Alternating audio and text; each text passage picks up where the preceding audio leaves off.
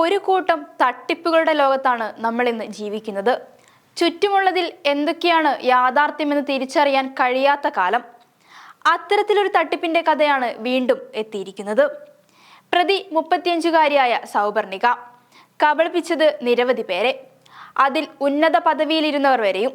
2019 മുതൽ പ്രതി സമാന രീതിയിൽ തട്ടിപ്പ് നടത്തി വരികയായിരുന്നു. 4% പലിശ നിരക്കിൽ 5 ലക്ഷം രൂപ വായ്പ അനുവദിക്കാമെന്ന് വാഗ്ദാനം ചെയ്ത് 20,000 രൂപ മേടിക്കും. 10 ലക്ഷം രൂപ ലോൺ ശരിയാക്കി നൽകാമെന്ന് വിശ്വസിപ്പിച്ച് 40,000 രൂപ മേടിക്കും. 6% പലിശ നിരക്കിൽ 10 ലക്ഷം രൂപ 72 പ്രവൃത്തി ദിവസത്തിനുള്ളിൽ ലഭിക്കുമെന്നും 18 വർഷം കൊണ്ട് അടച്ചു തീർത്താൽ മതിയെന്നുമാണ് ഇവർ നൽകുന്ന വാഗ്ദാനം. ശ്രീലക്ഷ്മി കൺസൾട്ടൻസി എന്ന സ്ഥാപനത്തെ മുൻനിർത്തിയാണ് തട്ടിപ്പ് നടത്തിയത്. ഇടപാടുകാരെല്ലാം ശ്രീലക്ഷ്മി കൺസൾട്ടൻസിയുടെ പേര് പറഞ്ഞ് വിശ്വസിപ്പിച്ചു.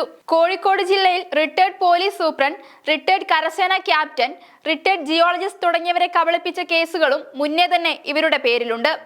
കാലിക്കറ്റ് സർവകലാശാല, NG സർവകലാശാല എന്നിവിടങ്ങളിലെ വകുപ്പുകളിൽ ഡാറ്റ എൻട്രിയുടെ കരാർ ലഭിക്കാമെന്ന വ്യാജേനയാണ് അന്ന് തട്ടിപ്പ് നടത്തിയത്.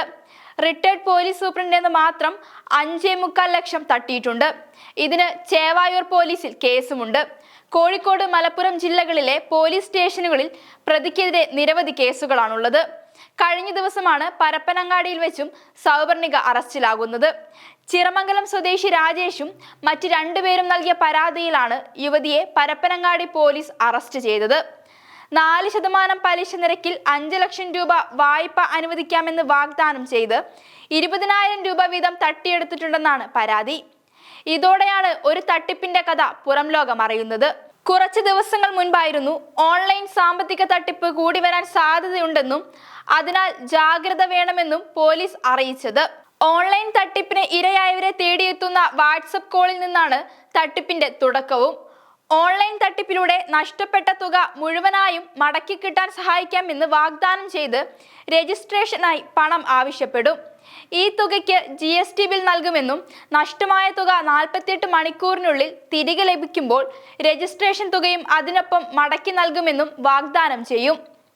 ഓൺലൈൻ തട്ടിപ്പ് നടത്തുന്നവരിൽ നിന്ന് തന്നെ വിവരങ്ങൾ ശേഖരിക്കും. ഓൺലൈൻ സാമ്പത്തിക തട്ടിപ്പിന് ഇരയായാൽ പെട്ടെന്ന് 1930 എന്ന നമ്പറിൽ വിവരം അറിയിക്കണം.